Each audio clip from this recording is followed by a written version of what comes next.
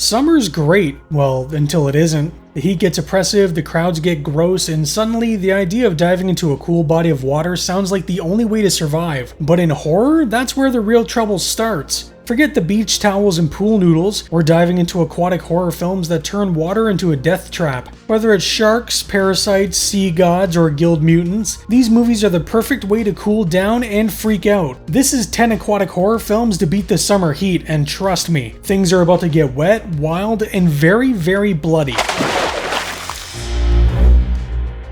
Stuart Gordon, the mad genius behind Reanimator and From Beyond, clearly never got the memo that seaside vacations are supposed to be relaxing. With Dagon, he grabbed H.P. Lovecraft's short story Dagon, then promptly tossed most of it overboard and pilfered the meat of The Shadow over Innsmouth instead. The result, a sweaty, sea-soaked nightmare that swaps Innsmouth's foggy New England for a crumbling Spanish fishing village called Embokea, Spanish for in-mouth. Kinda subtle, right? Our unlucky tourists Paul and Barbara wash ashore after a yacht accident and quickly learn Embokea's 1-star Yelp rating comes from its residents' scaly complexion, unblinking glares, and habit of chanting Ia Ia Cthulhu Fatagan.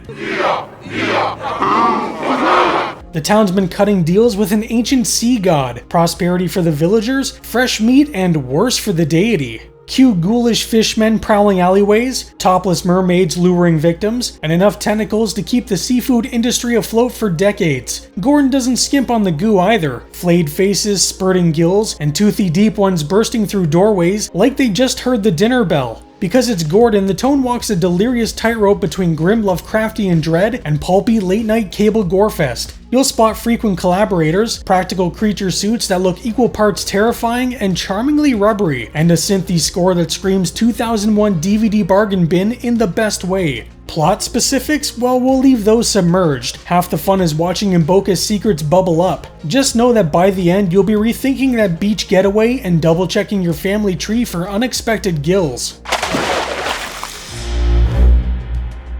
If Alien in the Abyss had a sleep-deprived baby in a wet sock, it'd probably look a lot like Underwater. This 2020 deep-sea pressure cooker wastes no time. Within minutes, alarms are blaring, ceilings are caving in, and crew members are scrambling to stay alive in a crumbling facility buried 7 miles beneath the ocean's surface. Leading the panic is Kristen Stewart, everyone's favorite plank of expressive driftwood. To be fair, she's actually kinda solid here, and by solid, I mean extremely wet and extremely stressed. Sporting a buzz cut, a 1,000-yard stare, and the same sports bra for most of the runtime, she spends much of the film limping, crawling, and cramming herself into increasingly claustrophobic submersible suits. In one especially unsubtle moment, she strips down to gear up, evoking a pretty clear homage to Ripley in Alien. You half expect the film to shout, "See, we're doing the thing," while it plays a nostalgic James Horner cue in the background. Joining her on this doomed voyage are a mix of disposable deep-sea archetypes, including TJ Miller, who provides comic relief right before reminding you that he basically torched his career by complaining that he wasn't in Deadpool 2. There's also Vincent Cassell, who delivers gravitas the captain, and fun fact, once cheated on then-wife Monica Bellucci, which honestly might be the most terrifying part of this whole story, because who the hell cheats on Monica Bellucci?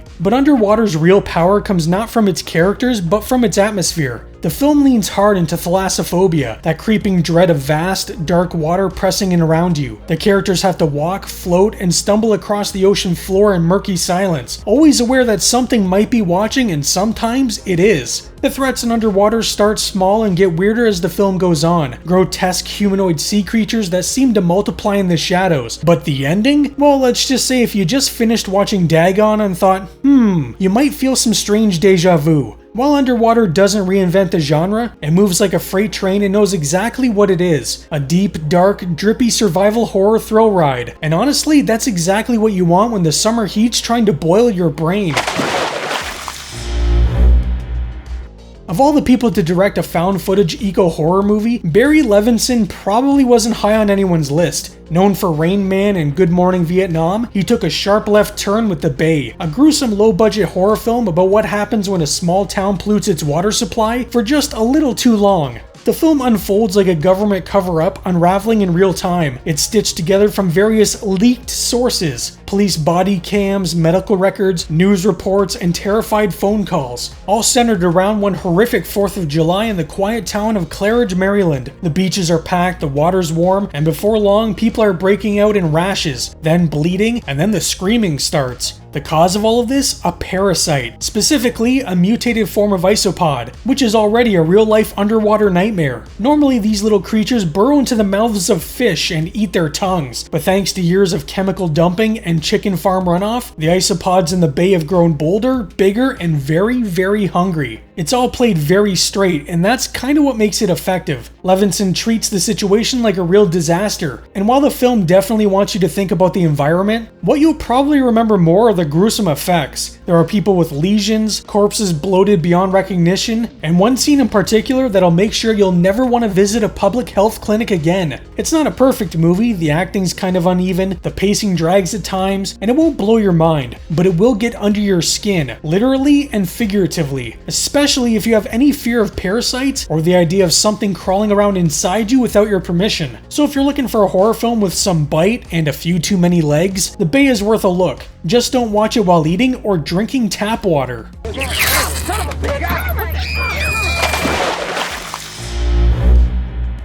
Before The Mummy turned Stephen Sommers into the reigning king of glossy, tongue-in-cheek adventure horror, he tested the waters, literally, with Deep Rising, a gloriously over-the-top sea monster flick that plays like a mashup of Aliens, The Poseidon Adventure, and a big-budget sci-fi original, but with actual charm and money behind it. The plot is pure B-movie gold. A crew of mercenaries hijacks a luxury cruise ship in the middle of the South China Sea, only to find it mysteriously abandoned and partially destroyed. Turns out the passengers didn't vanish into thin air. They were swallowed whole by a massive tentacled sea creature that's slithering its way through the ship, turning the luxury liner into a floating death trap. And from there it's all high-octane shootouts, explosions, and slime-soaked monster mayhem. Leading the chaos is Treat Williams, playing a roguish, wisecracking boat captain who seems like he walked straight out of a Bruce Campbell casting call. You can practically hear the one-liners in your head before he says them. Now what?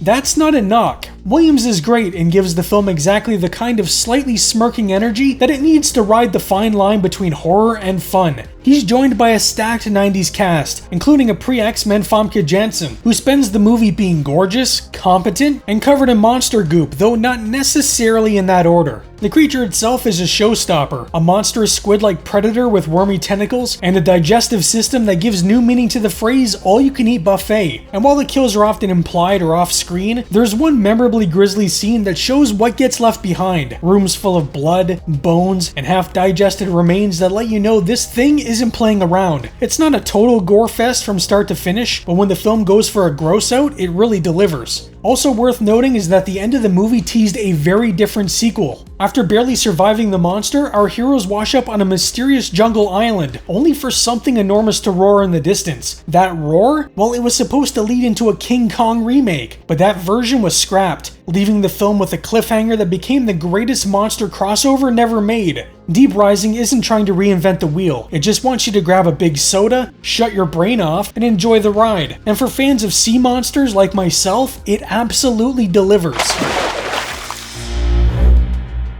If there were ever a film that perfectly embodied the golden trifecta of exploitation cinema, that being blood, boobs, and beasts, it's Humanoids from the Deep. Produced by the legendary and late Roger Corman and originally directed by Barbara Peters, this 1980 creature feature starts with a Jaws setup and then gleefully dives face first into sleaze and slime. The story takes place in a sleepy coastal town dealing with some very unnatural fish activity. After a shady corporation starts experimenting with growth hormones on the local salmon, because what could possibly go wrong, the ecosystem responds by cranking out a bunch of mutated, man-sized fish creatures who immediately begin attacking anything and everything. Men, women, children, and even dogs. Nothing is safe. What sets Humanoids apart, for better or worse, is what these monsters are actually after. The guys, they get shredded, but the women? Well, let's just say the creatures are not just there to kill. There's a troubling focus on these aquatic terrors forcibly breeding with the female townsfolk. And while that content already toes a nasty line, the real controversy came from behind the scenes.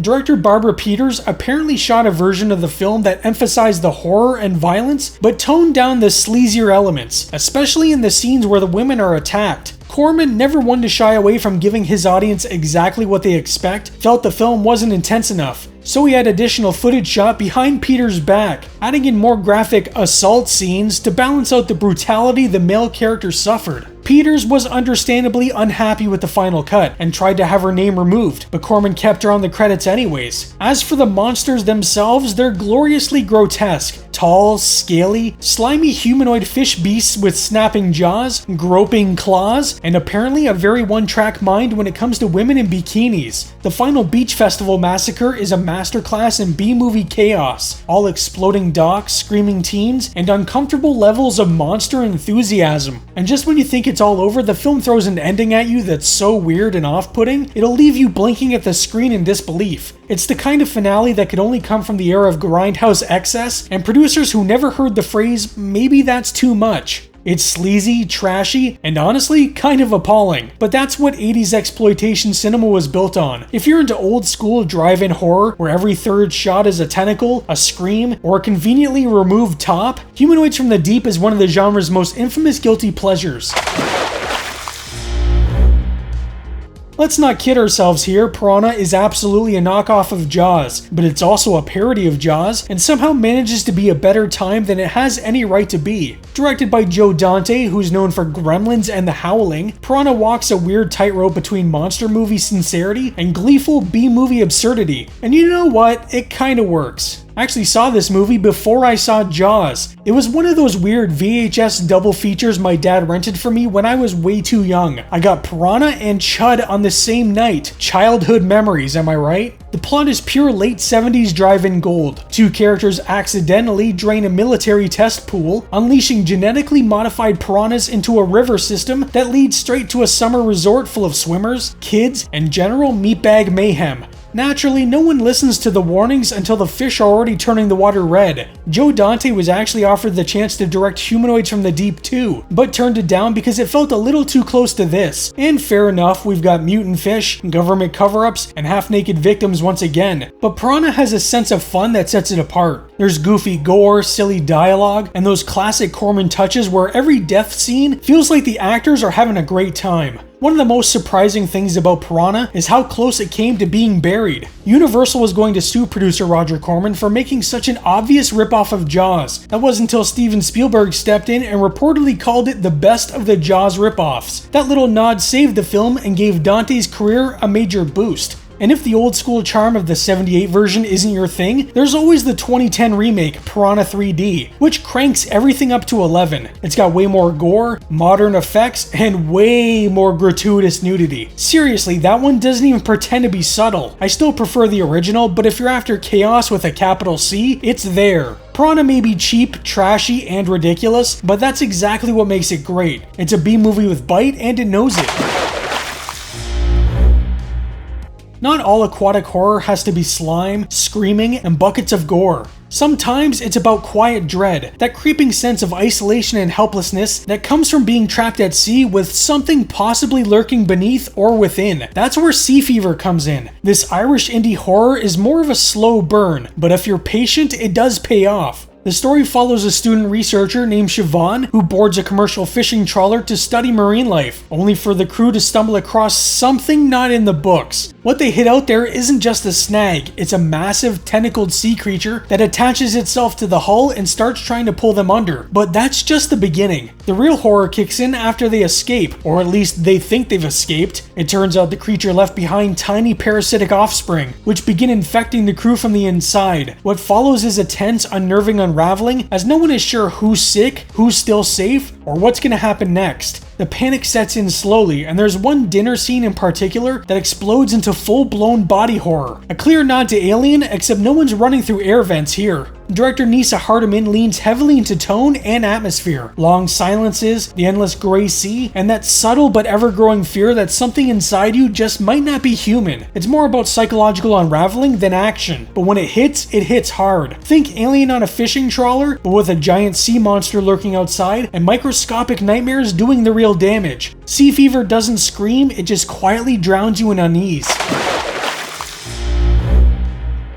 If you're looking for a solid giant animal eats tourist flick that doesn't skimp on the tension or the teeth, Rogue is one of the more underrated gems in the creature feature world. Directed by Greg McLean, known for Wolf Creek, this Australian horror film takes the Jaws formula, swaps the ocean for the Northern Territory, and replaces the shark with a massive man-eating saltwater crocodile that could probably take on a bus. The story follows an American travel journalist, played by Michael Vartan, who joins a river cruise for a puff piece and ends up on the wrong tour at the wrong time. After the boat veers off course to investigate a distress flare, the group finds themselves stranded on a shrinking tidal island, and they're not alone. A massive crocodile is stalking them, and it's not just hungry, it's always hungry. Seriously, no matter how many people this thing chomps down on, it just keeps going. I've noticed this a lot with these animal attack films. Apparently nothing fills up a monster's stomach quite like tourists. The croc itself is handled impressively. McLean keeps it in the shadows just enough to build suspense, but when it shows up, it's big, brutal, and completely unforgiving. And it doesn't just kill people, it plays with them, drags them around, and makes sure the audience gets every toothy detail. The cast adds some unexpected weight too. Alongside Vartan is Sam Worthington, pre-Avatar, in a supporting role, and Radha Mitchell as the local tour guide trying to keep everyone alive. It's not your average B-movie lineup, and the film benefits from the grounded performances and solid direction. Rogue may not be anything you haven't seen before, but it does exactly what you want from a killer croc flick. It's intense, well shot, and occasionally nasty. If you like horror set in the great outdoors, with one very persistent apex predator, this one deserves a spot on your summer creature feature list.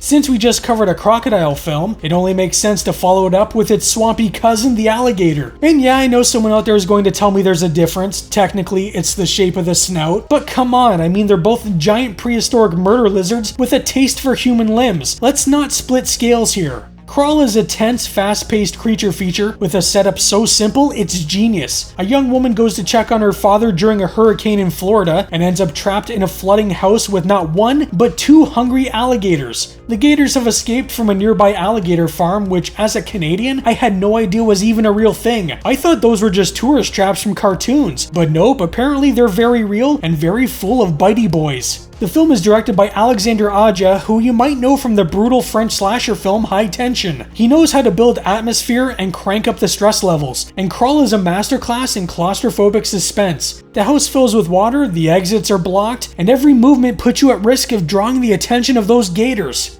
Helping out behind the scenes is Sam Raimi, one of my horror heroes, and the man behind The Evil Dead, Drag Me to Hell, and Spider-Man. He produced this one, and while it's not filled with deadites or chainsaw hands, it does have that same sense of gleeful tension where the characters are constantly getting beat up, bloodied, and almost eaten. There's not a ton of depth to Crawl. It's not pretending to be anything more than a tight, survival-based monster movie, and that's totally fine. It delivers tension, gore, a few good jump scares, and one of the most hell-no environments imaginable. If Rogue gave you croc anxiety, Crawl will have you check in your basement for gators the next time it rains.